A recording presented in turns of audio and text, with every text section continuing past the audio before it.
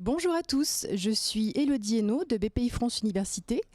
BPI France Université a pour mission d'accompagner la montée en compétences des dirigeants par des formations présentielles et en digital. Et j'ai le plaisir d'accueillir aujourd'hui Stéphane Rose du groupe JLO et Impact Études qui va animer la masterclass intitulée Gérer l'égalité professionnelle femmes-hommes dans votre entreprise. Donc Stéphane, je vais vous passer la parole. Pardon, pour le dérouler, on va faire donc 30 minutes de présentation, puis on va dédier 15 minutes de temps d'échange, un temps de questions-réponses. Voilà, c'est à vous. Merci Élodie. Bonjour à toutes et tous. Ravi d'être parmi vous pour cette manifestation. Je vais commencer par me présenter brièvement. Donc Stéphane Rose, je suis directeur associé du groupe JLO et Impact Études. Groupe JLO Impact Études, c'est un acteur du conseil RH et de la qualité de vie au travail. Nous sommes une petite centaine de consultants intervenant sur tout le territoire métropolitain et nous accompagnons les entreprises de toute taille, de tout secteur d'activité, sur les questions de l'articulation des problématiques de diversité, d'égalité professionnelle, de santé au travail, de handicap, d'emploi et de formation. Voilà. Je vous propose de passer quelques moments sur le sujet de l'égalité professionnelle femmes-hommes dans votre entreprise. Et je vais commencer en essayant de ne pas me tromper avec la technique, vous présentant déjà quelques chiffres. Alors, quand on parle d'égalité professionnelle femmes-hommes, il est toujours bon de rappeler aussi des réalités. C'est un sujet dont on parle beaucoup actuellement, il est vrai, depuis plusieurs années. On verra que les enjeux sont multiples. Mais avant les enjeux, il y a des réalités. Donc, je vous ai mis quelques éléments et je les compléterai avec effectivement d'autres chiffres éventuellement. On voit déjà que la part des femmes, et ça c'est toujours intéressant à savoir, dans les diplômés du supérieur est plus importante et majoritaire. En licence, elle représente 58%, en master 60%. Donc on voit que la problématique d'accès aux études supérieures en France est plutôt bonne pour les femmes. C'est en revanche, une fois rentré dans l'entreprise, j'allais dire que les problèmes vont se trouver accrus. Et d'ailleurs, on le voit avec le deuxième tableau que j'ai là, que je vais pointer, comme ça vous verrez mieux, qui est, je ne sais pas si on voit. Bon, je vais me mettre devant, c'est pas grave. Voilà. Quand on regarde la part des femmes dans les dirigeants d'entreprise, on est à un quart. Donc on voit qu'effectivement, et plus l'entreprise va grandir, plus l'entreprise est de taille importante, plus cette part diminue.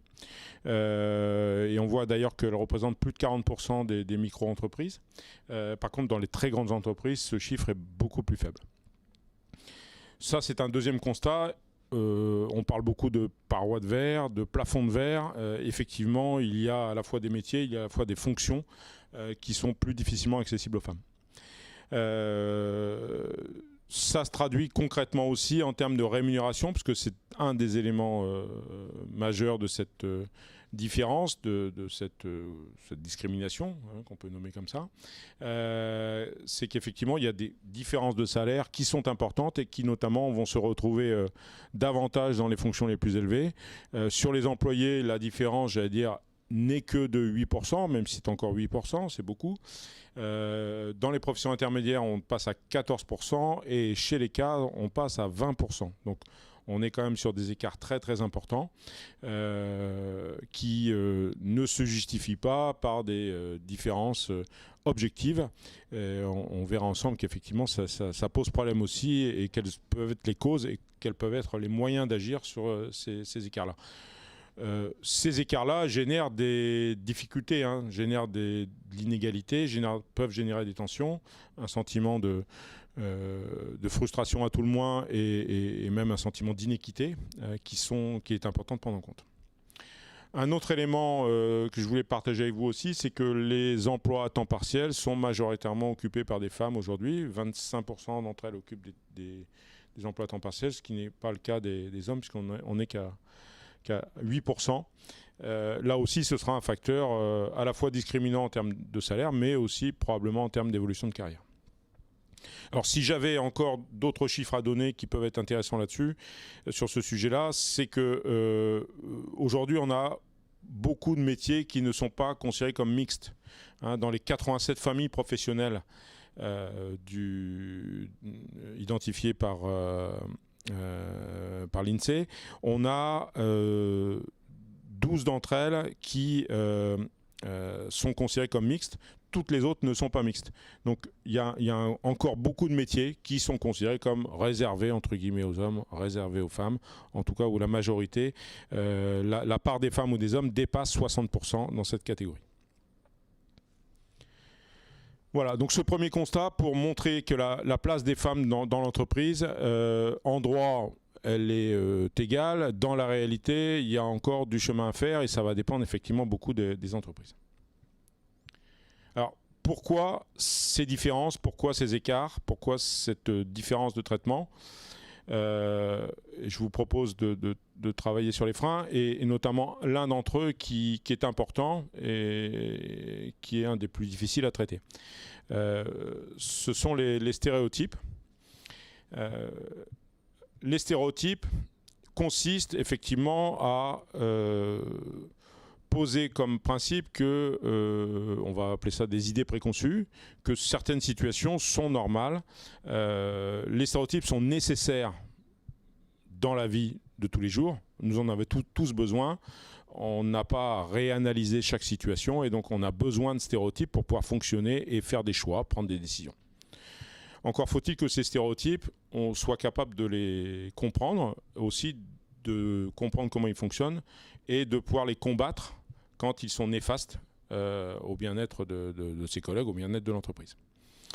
Et les stéréotypes vont être un peu le socle des inégalités qu'on va rencontrer dans l'entreprise. Alors, ce mixte, cette relation entre stéréotypes et inégalités, on a des stéréotypes qui viennent renforcer les inégalités et les inégalités qui vont elles-mêmes légitimer les stéréotypes. Et donc, c'est un cercle vicieux qu'il est difficile de combattre. D'autant que ces stéréotypes ne se changent pas en décidant. Il faut qu'on désimprime. Stéréotype, ça veut dire imprimer dans le dur. Il faut qu'on désimprime ces stéréotypes pour pouvoir agir au mieux et comprendre qu'ils peuvent être néfastes au fonctionnement d'un collectif.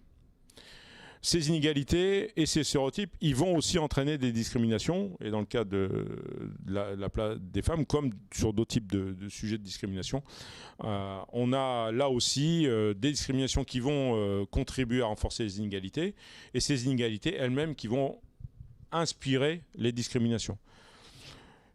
Et la même chose se retrouve entre discrimination et stéréotype. On a donc ce cercle vicieux, j'allais dire, sur 3 pôles, stéréotype, inégalité, discrimination, d'où les difficultés qu'on rencontre à faire bouger les choses. Et on s'en rend compte que l'égalité des salaires en France, elle est très ancienne dans la loi, elle date des années 50.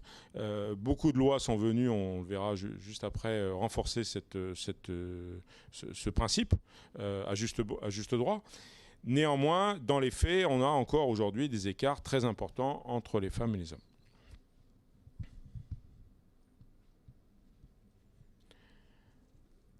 Alors, quels sont les enjeux d'une politique ? Parce que vous me direz, bon, tout ça c'est intéressant, il peut y avoir des écarts, peut-être que dans votre entreprise les écarts sont moins importants, peut-être que vous êtes déjà attentif, mais moi quel intérêt j'ai à mettre en place ce type de politique ? Alors on va voir que les intérêts peuvent être multiples. C'est ce qu'on va déterminer comme enjeu. Alors premier enjeu, ça va être un enjeu juridique. Alors il est clair que l'enjeu juridique, il structure les politiques dans le sens où c'est un enjeu qui peut être à la fois une sanction et une contrainte. C'est-à-dire que je vais d'abord répondre aux obligations légales. Si je suis une entreprise légaliste qui veut s'inscrire dans le respect de la loi, je vais respecter les obligations qui sont les miennes, au travers notamment du Code du travail, et qui s'appliquent à l'égalité de traitement entre les femmes et les hommes. Mais je vais aussi me prémunir des risques juridiques qu'il y aurait à ne pas respecter ces obligations. Puisqu'effectivement, derrière, un non-respect des obligations peut amener certains salariés de l'entreprise à intenter des actions contre l'employeur pour non-respect de dispositions légales. Et c'est un cadre juridique qui a fortement évolué dans les 10-15 dernières années, qui suit l'évolution de la société, on le verra sur les enjeux sociétaux ensuite, et qui aujourd'hui est un cadre qui amène à ce sujet à maintes reprises dans le dialogue social, qui effectivement est un enjeu aussi de conformité. Et je pense qu'aujourd'hui, beaucoup d'entreprises qui sont notamment qui évoluent dans un environnement international sont soucieuses de respecter cette conformité à la loi. Deuxième enjeu, ce sont les enjeux économiques, bien sûr. Alors les enjeux économiques, c'est se prémunir de pénalités financières, puisqu'aujourd'hui, il y a des pénalités financières quand certaines dispositions légales ne sont pas respectées. C'est aussi, avant tout, au-delà des pénalités financières, une meilleure prise en compte de la diversité des attentes des clients. Le monde est fait d'hommes et de femmes, et nos clients sont aussi faits d'hommes et de femmes, et n'avoir que les uns ou que les autres d'ailleurs est quelque chose qui peut pénaliser le fonctionnement de l'entreprise et l'empêcher de coller aux attentes de ses clients, à une moins bonne compréhension. Et je pense qu'aujourd'hui, alors des études ont été faites sur les liens entre diversité et performance. Elle ne montre pas un lien direct. On peut cependant mettre en avant que la diversité, c'est aussi une façon de challenger l'entreprise en permanence et de faire en sorte que le débat soit continu et que les sujets qui sont les sujets sociétaux soient bien appréhendés par l'ensemble des acteurs de l'entreprise. Et je pense qu'en matière d'égalité homme-femme, femme-homme, on a aujourd'hui une communauté qui ne serait que masculine ou que féminine aurait davantage de difficultés à percevoir ces mouvements du côté des clients, du côté de la société. Voilà. Donc c'est aujourd'hui un enjeu économique important. L'enjeu sociétal, il découle aussi de ce que je viens de dire. La société évolue beaucoup. Je ne vais pas revenir sur les différents mouvements sociétaux qui se font jour depuis plusieurs années sur l'égalité homme-femme, sur la lutte contre le harcèlement, sur la place des femmes dans la société, dans l'entreprise. Et je pense qu'il y a une volonté aujourd'hui dans la société de rééquilibrer les rôles des hommes et des femmes et des hommes. Et ce rééquilibrage, il se fait aussi jour dans l'entreprise. Clairement, il faut qu'il y ait une cohérence aujourd'hui entre les évolutions sociales. Les jeunes générations sont plus attentives, probablement que les anciennes, à ces questions-là, et ont des attentes qui ne sont pas forcément les mêmes que des personnes qui sont arrivées il y a 15 ans, 20 ans ou 30 ans. Quatrième enjeu, qui est un enjeu de RSE et de QVT, il y a d'abord un sujet de dialogue social. Là aussi, le cadre législatif a beaucoup évolué. Je n'avance pas. Je vais les passer aussi, parce que je vois que je ne suis pas... la technique ne suit pas. Et comme la technique, c'est moi, j'ai du mal à faire deux choses en même temps. On me dirait, est-ce que les hommes sont capables? Mais ça, c'est aussi, je pense, un stéréotype. On y reviendra dans les questions si vous voulez bien. Mais en tout cas, l'enjeu sociétal, l'enjeu RSE, et QVT est un enjeu fondamental dans le sens où... aujourd'hui, les obligations de consultation, les obligations de dialogue avec les représentants du personnel, les salariés sur les questions d'égalité professionnelle femmes-hommes sont renforcées, sont de plus en plus présentes. Et il y a une nécessité aujourd'hui de travailler ces sujets-là. On a ces sujets qui sont intégrés aussi dans les notions de qualité de vie au travail, qui ont émergé depuis une dizaine d'années, d'équilibre vie professionnelle, vie privée, des outils de motivation et de fidélisation aussi qu'on va retrouver dans les entreprises et qui doivent convenir à l'ensemble des acteurs. Et pour que chacun des acteurs, qu'ils soient femmes, hommes dans l'entreprise, puisse se retrouver en cohérence avec le projet de l'entreprise, il est important aussi que l'entreprise tiennent compte de ces différences, tiennent compte des approches complémentaires que peuvent avoir les femmes et les hommes dans l'entreprise. Il y a évidemment un enjeu RH qui fait suite à ceux qu'on vient de donner. Alors, dans RH, on va mettre quoi? On va parler évidemment de recrutement. On a aujourd'hui des entreprises qui peuvent, et c'est vrai sur la période actuelle, avoir des difficultés de recruter. Ne recruter que des hommes ou que des femmes dans un métier, c'est se priver de la moitié de la population active à chaque fois, et c'est donc dommage. Je pense que d'ailleurs, souvent les entreprises qui sont en tension, en pénurie, sont beaucoup plus ouvertes, par nécessité, à recruter des profils différents. Et je pense que là aussi, ce sont plutôt des stéréotypes qui vont être des freins à ces enjeux de recrutement. Et des actions ciblées peuvent être menées, on le verra après. On a aussi tout un enjeu RH qui tourne autour de la formation, de la gestion des emplois, des carrières, évidemment. Qui sont importants, et tous les parcours professionnels. Je donnerai peut-être quelques exemples à la fin de cette présentation au travers d'accords qui peuvent exister et qui montrent aussi que ces enjeux d'accompagnement, de carrière professionnelle sont importants, et la prise en compte des problématiques du plus grand nombre permettent aussi de fidéliser, d'accroître les compétences et de donner une meilleure attractivité à l'entreprise. Et puis, en lien avec ce dernier point, les enjeux de communication interne ou externe, évidemment, la réputation de l'entreprise, la culture d'entreprise inclusive. On a aujourd'hui beaucoup d'entreprises qui communiquent sur ces sujets-là. On a aujourd'hui une valorisation de la marque employeur, et ce sujet ne peut pas être écarté. J'ai un exemple tout récent il y a 2 jours où quelqu'un que je connais bien intègre une entreprise dans le monde de la finance qui, quand on regarde le site, présente un bel organigramme de direction avec 8 associés, tous hommes à peu près dans la même tranche d'âge, les mêmes costumes et les mêmes cravates. Effectivement, alors, la plupart des salariés sont plutôt des hommes. Néanmoins, cette entreprise qui, visiblement, dans la pratique, sur la partie femmes-hommes, a peut-être du chemin à faire, communique quand même sur son index, communique sur ce qu'elle veut faire et ce qu'elle veut changer. Donc je pense que cette communication-là, probablement n'existait pas il y a 5-10 ans. Et aujourd'hui, des entreprises même qui peuvent considérer que ils sont un peu à l'abri de ce type de préoccupation, se sentent quand même tenus à montrer qu'ils agissent dans ce sens-là. Après, entre la communication et la pratique, il peut y avoir un écart. Néanmoins, on sent qu'il y a une plus forte prise en compte des enjeux d'égalité professionnelle au sein des entreprises. Alors voilà ce que je pouvais dire sur les enjeux.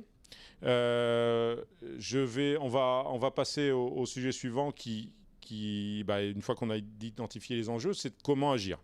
Alors, en principe d'action, il est important de bien distinguer 2 choses, à la fois l'égalité des droits, l'égalité des chances. Alors, l'égalité des droits, c'est un principe juridique, c'est-à-dire que les entreprises doivent donner à l'ensemble des salariés les mêmes droits. Il ne peut y avoir de distinction de droits entre les salariés, si ce n'est au regard de leurs compétences, bien entendu.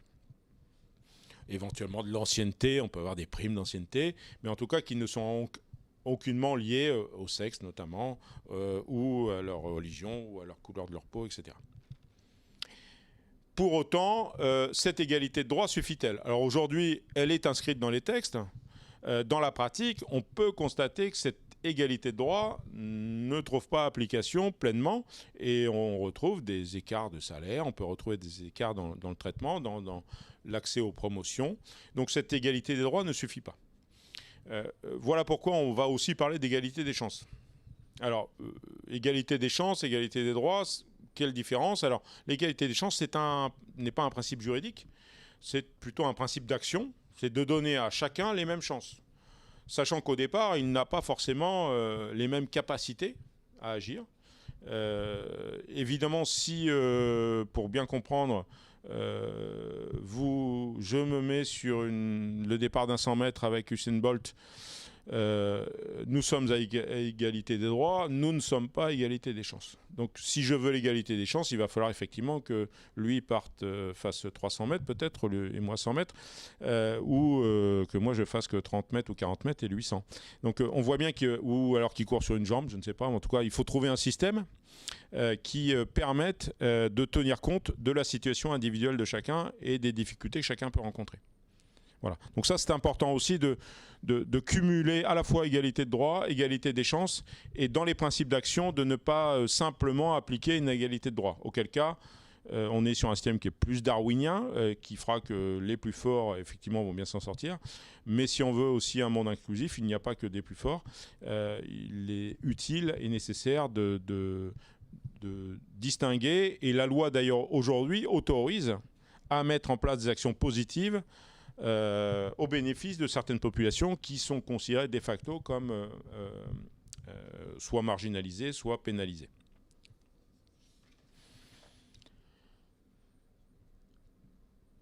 Comment agir ? Alors, les principes d'action, ils sont importants et ils vont dépendre beaucoup de certains facteurs. Le premier, ce sera effectivement la taille de l'entreprise. Une entreprise, une PME de 50 salariés, une entreprise, un groupe de 10 000 personnes, une entreprise mono-établissement, un seul site, une entreprise multi-site avec 200, 300, 400 établissements, ne pourra pas mettre en place des objectifs et des plans d'action identiques. On sera effectivement sur une entreprise de grande taille, davantage sur des leviers d'action collectifs, des enjeux collectifs, avec forcément un dialogue social plus soutenu, avec des contraintes d'organisation plus fortes, des processus plus forts. On sait très bien que les grandes entreprises, par exemple, ont des processus de recrutement assez structurés. Et ce sont parfois ces processus structurants qui peuvent être des freins. Alors, je ne suis pas contre les processus, mais on sait par expérience qu'effectivement, ces processus-là, s'ils ne sont pas suivis, s'ils ne font pas l'objet d'évaluations régulières, peuvent être des processus qui discriminent sans nécessairement le vouloir. Donc ça, c'est le premier élément, la taille de l'entreprise. Une PME aura davantage de souplesse dans son organisation, donc peut-être devra avoir quelques indicateurs qui permettront de s'assurer que cette égalité professionnelle femmes-hommes puisse s'appliquer moins sur une démarche collective et process, mais davantage sur des comportements individuels, davantage dans les relations, puisque là on est sur un système où tout le monde se connaît, où il y a davantage de formalisme et davantage travailler sur l'ouverture. Deuxième élément important, ce sera la situation économique et sociale. Est-ce qu'une entreprise qui va bien, une entreprise qui va mal peuvent avoir les mêmes politiques ?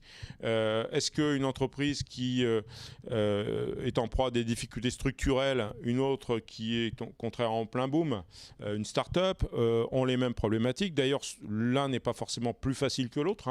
Une entreprise en forte croissance a parfois aussi des difficultés à gérer ce souci d'égalité entre les femmes et les hommes. Donc la situation économique et sociale est un élément évidemment à prendre en compte. Une entreprise qui se porte bien aura peut-être davantage de moyens à mettre. Néanmoins, on sait aussi que quand tout va bien, on a plus de mal à changer. Le changement, il vient souvent de la contrainte. Et donc quand on est plus en difficulté, on est davantage contraint de changer, contraint de s'adapter, et souvent on fait plus d'efforts. Je connais pas mal d'entreprises qui se portent très bien et qui n'ont pas forcément envie de changer un système qui fonctionne bien. Le secteur d'activité, évidemment, est un élément à prendre en compte. Certains métiers sont très féminisés, d'autres plutôt masculins. Et donc là, les plans d'action vont varier d'un secteur à l'autre, des difficultés de recrutement que l'entreprise peut connaître, des difficultés de fidélisation, si le marché de l'emploi est en tension dans l'activité, si on a au contraire des facilités à trouver du personnel. Là aussi, le secteur d'activité, les métiers qui peuvent attirer davantage les femmes, les hommes. Donc il y aura peut-être des enjeux de communication aussi, en fonction du secteur d'activité, pour attirer les femmes ou les hommes qui peuvent manquer à la structure. Le taux de féminisation, qui est un élément important aussi. Si j'ai déjà fait beaucoup d'efforts, évidemment, mon travail va davantage être de pérenniser, de continuer, de stabiliser et d'encourager, d'innover. Si je démarre de zéro, je vais commencer par des fondamentaux, peut-être un diagnostic, peut-être des éléments assez simples pour commencer à travailler sur les stéréotypes. En tout cas, le taux de féminisation aussi est un indicateur de savoir où j'en suis et du type d'action que je vais pouvoir mettre en place. Dernier élément à prendre en compte, ça va être les profils et la qualification de la main-d'œuvre. Les profils à prendre en compte, ce sont... si vous recrutez des hauts potentiels, des cadres dirigeants, si vous recrutez des employés, des ouvriers, si vous recrutez des techniciens, les problématiques d'emploi et de profil hommes-femmes seront probablement variables. Les éléments qui peuvent inciter à agir seront aussi différents et donc on aura des leviers d'action qui seront à distinguer entre des recrutements ou des gestions de carrière de cadres dirigeants pour favoriser l'accès des femmes à ces fonctions élevées, puisqu'en général, elles ont plus de mal à y accéder et à y rester. Ou par exemple, de masculiniser un petit peu certains métiers qui sont très féminisés, ou à l'inverse, des métiers très féminins, à les féminiser. Et donc, en fonction du type de profil, on aura des leviers d'action différents. Vous voyez donc que si ces 5 critères principaux, si je les mélange, je vais effectivement me retrouver avec des diversités de possibilités d'action. C'est aussi un avantage, c'est qu'il n'y a pas une solution unique. Chacun peut agir à son niveau en fonction de ses propres ressources et aussi en fonction des objectifs qu'il peut se fixer par rapport à sa propre situation. Alors, concrètement, comment on peut agir ? Alors, déjà, ce qui est important, première chose, c'est comme toute politique, avant de démarrer un plan d'action, c'est de savoir où on en est, faire une photographie. Donc, je conseille fortement à chacun d'entre vous de faire un diagnostic, même un diagnostic simple, basique, mais sur l'état, la situation de l'entreprise en termes de rémunération, en termes d'évolution de carrière, en termes de postes occupés, enfin des choses assez simples, mais qui permettent de savoir d'où on part. Donc ça, c'est la première chose. Et avec des éléments chiffrés, pas que des ressentis, et des éléments assez précis. Deuxième élément important, c'est d'impliquer les salariés. Si on veut mettre en place une politique qui change, l'implication des salariés est fondamentale. Et dès que votre entreprise dispose de représentants du personnel, d'impliquer les représentants du personnel, ce sera d'autant plus intéressant que derrière, vous allez vous engager, par exemple, sur la signature d'un accord égalité pro, un accord qualité de vie au travail. Plus vous impliquez en amont, plus vous accompagnez le projet avec les représentants du personnel, plus ce sera facile de négocier du contenu qui aura été discuté et débattu. Troisième élément important, c'est de formaliser, une fois qu'on a fait ça, de formaliser une politique et définir un plan d'action dans la durée. Ce type de sujet ne se traite pas en 6 mois, en 3 mois, ni même en 1 an. Ce sont des politiques de long terme. Et donc, si on veut investir dans cette thématique, il est important d'avoir une vision à 3 ans, 6 ans, 9 ans, en tout cas sur une vision long terme, parce que si vous avez des écarts importants de salaire, vous n'allez pas les régler en 1 an. Si vous avez des difficultés à promouvoir des femmes dans certaines fonctions, ils vont pas être réglés en 1 an.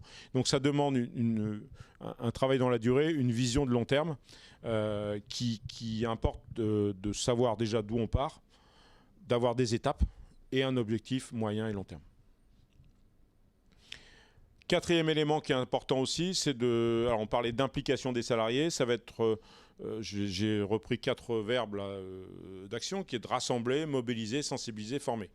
On l'a vu, ce sont des sujets qui ne sont pas que des sujets techniques, qui sont aussi des sujets comportementaux, des sujets qui touchent aux croyances, qui peuvent toucher aux perceptions individuelles. Et donc il est important qu'il y ait un travail à la fois de long terme, de sensibilisation donc, et de formation, d'accompagnement pour que les acteurs soient outillés pour mettre en place cette politique.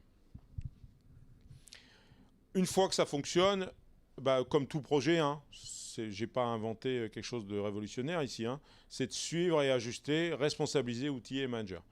C'est-à-dire que cette politique-là, elle va vivre avec des difficultés, avec des réussites, et il est important que vous puissiez outiller les managers, les responsabiliser, suivre la politique, l'ajuster aux besoins, réduire parfois les ambitions, au contraire les augmenter en fonction de la maturité de l'entreprise. Et puis, dernier sujet, accompagner cette politique d'une communication interne et externe qui lui donne aussi une cohérence et qui permet à chacun de comprendre ce que l'entreprise veut faire, ce que la direction veut faire sur cette question-là. Voilà, si dans les questions il y a quelques éléments sur des exemples d'accords, je le traiterai avec plaisir. Hein. Donc je vais repasser la parole à Élodie. Merci Stéphane. Pas avoir été trop long. Parfait. Alors merci Stéphane, nous allons donc passer au temps de questions-réponses. Et nous avons une question de Diane. Quel conseil donneriez-vous pour faire la mesure de l'état des lieux? Faut-il se faire accompagner? Par qui? Et existe-t-il des outils disponibles? Ça fait beaucoup de questions. Eh bien, alors, je fais du conseil sur ces questions-là, donc je ne vais pas vous dire que se faire accompagner par un cabinet extérieur n'est pas bien, au contraire, ça peut être utile. Ceci dit, tout le monde n'a pas les moyens forcément des petites entreprises de se payer du conseil externe.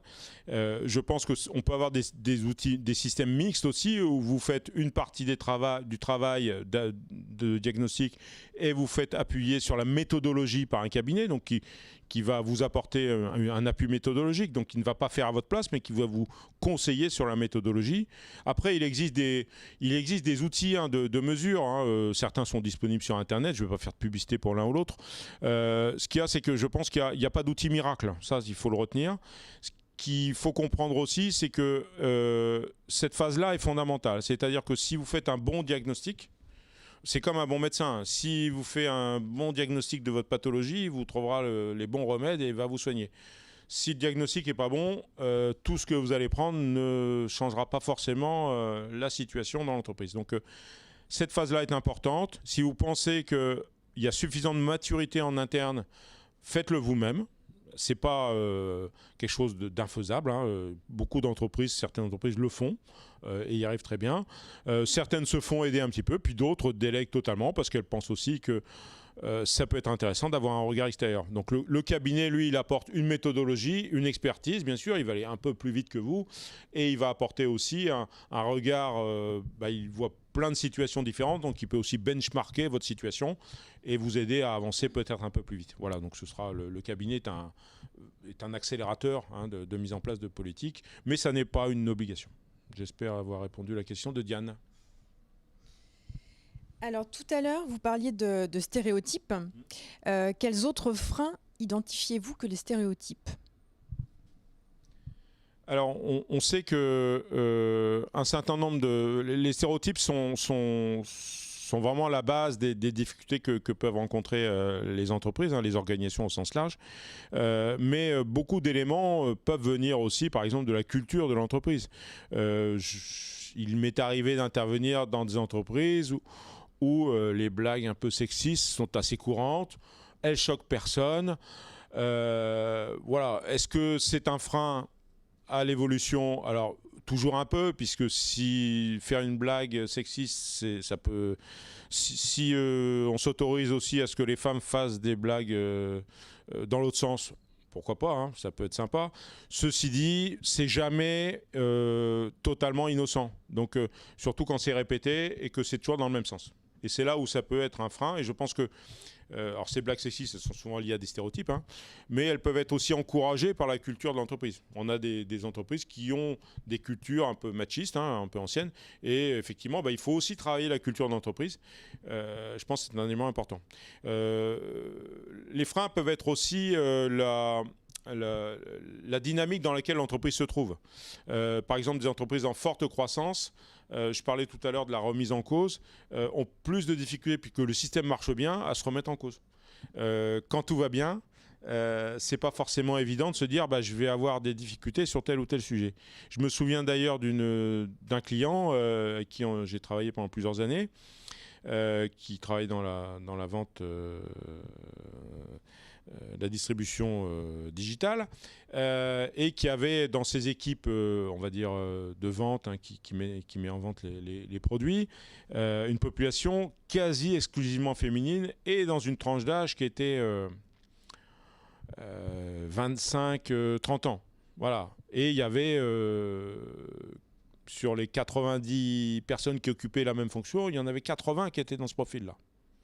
Donc ça marchait très bien parce qu'elles avaient à peu près le même profil, même école. Et donc l'intégration se faisait à une vitesse très rapide. Il y avait une compréhension mutuelle. Les nouvelles qui arrivaient comprenaient très bien, puisque c'est la même génération, c'est les mêmes profils. Donc une efficacité opérationnelle dans un métier où ça tournait quand même pas mal. Et c'était un vrai atout pour l'entreprise. Donc elle a encouragé cette consanguinité. Sauf que tout le monde prend un an chaque année. Tout le monde aussi aspire à une vie en dehors de la vie professionnelle. Et on peut imaginer que, en échangeant avec la DRH, je lui disais, mais projetez-vous dans 6 ans. 7 ans. La population que vous avez là, elles auront 30, 35 ans. On peut imaginer, comme si vous aviez des hommes, mais qu'elles vont avoir des enfants. Vouloir avoir une vie sociale, peut-être. Quand je suis jeune, je peux m'investir davantage dans mon travail. Et ça a été un peu une vision de se projetant à 5-6 ans en se disant, oh là, et je risque d'avoir peut-être 40% de mes salariés en maternité en même temps. Je peux mettre en péril mon entreprise.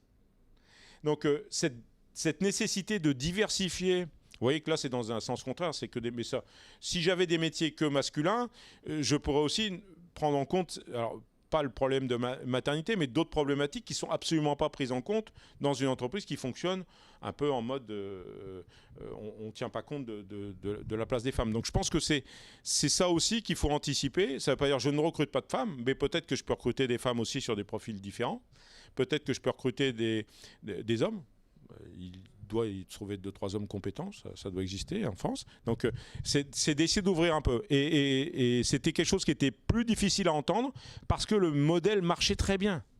Et donc je reviens à la question, c'est quand l'entreprise va très bien, souvent c'est plus difficile de changer et d'amener des modifications dans une organisation qui fonctionne à merveille, quoi, qui donne des résultats, qui fait gagner de l'argent à tout le monde. Alors, quel type d'enjeu vous semble prioritaire aujourd'hui ? Alors, aujourd'hui, sur les enjeux que nous avons vus, je pense que un des enjeux, j'en ai parlé tout à l'heure, l'enjeu sociétal me semble important et un des enjeux qui viennent bousculer beaucoup d'entreprises. Notamment quand on intègre les nouvelles générations, on parle beaucoup de management intergénérationnel, de savoir comment... Et cette question de la place des femmes, la place des hommes, je pense qu'elle est différente dans les générations qui commencent à arriver sur le marché de l'emploi. Et si l'entreprise n'en a pas conscience, elle va se fermer des opportunités, elle risque d'avoir des échecs aussi dans ses stratégies de recrutement, d'intégration, et donc et des échecs aussi dans le management, c'est-à-dire que le management va se retrouver en difficulté, et donc il y a à travailler aussi cette question de comment je fais pour aujourd'hui donner plus de place aux femmes, plus d'opportunités professionnelles, que ça n'est le cas aujourd'hui, de vraiment montrer qu'on traite ces questions d'égalité salariale, ces questions d'égalité à accès à la formation. Et je pense qu'à la fois, en termes d'image, c'est une façon aussi de montrer à la société, au sens large, que on fait partie de ces sociétés et qu'on la suit et qu'on bouge avec elle. Et puis en interne aussi, c'est une façon aussi de fidéliser, de garder les bons éléments. Et ceux qui viennent bousculer un petit peu l'organisation, ce seront aussi ceux demain qui seront les futurs dirigeants, les futurs cadres. Alors, une dernière question. Concrètement, comment impliquer les salariés dans une politique d'égalité femmes-hommes ?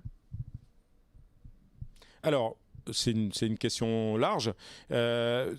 Ce qui est important, c'est d'abord partager le projet. Je pense que beaucoup d'échecs que nous pouvons constater aujourd'hui dans nos pratiques de conseil quand on va chez les clients, c'est qu'on a une vision qui peut être très intéressante et très pertinente du comité de direction.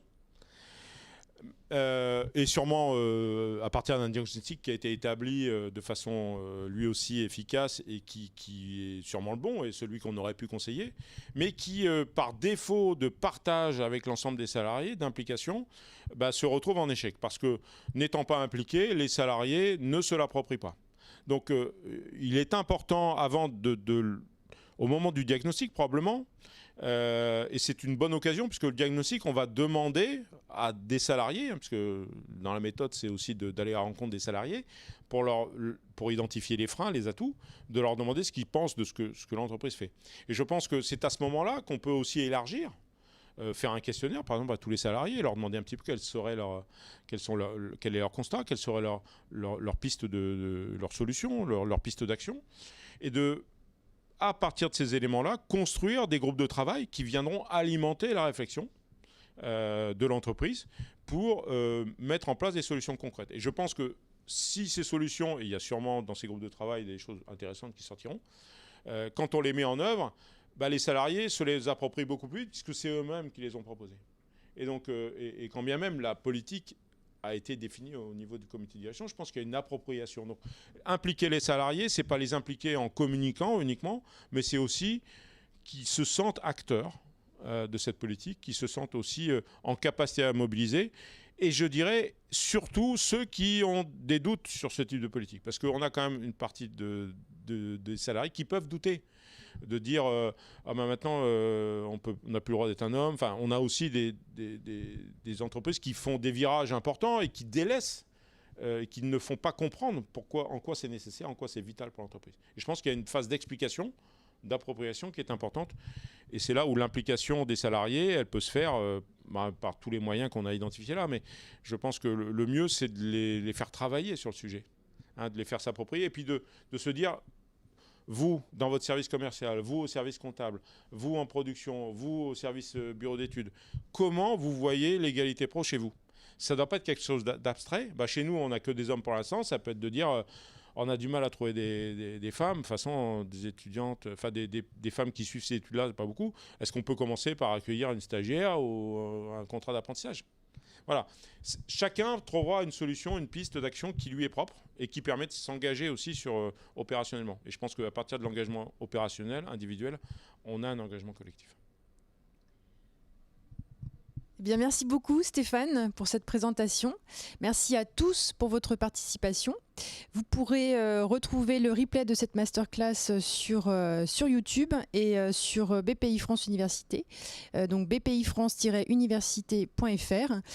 Vous pourrez retrouver sur ce site plus de 400 formations gratuites et parmi ces formations, des formations animées également par le groupe JLO. Merci à tous. Stéphane, je vous laisse le dernier mot pour conclure. Eh bien, merci, même si c'est en distanciel. C'est un plaisir Je ne vous vois pas, mais je vous sens présent. En tout cas, je vous invite à engager ce type de démarche et je pense que c'est que du positif, même si le chemin n'est pas forcément facile. Il est toujours utile. Voilà. Merci à vous. Bonne journée. Merci à tous.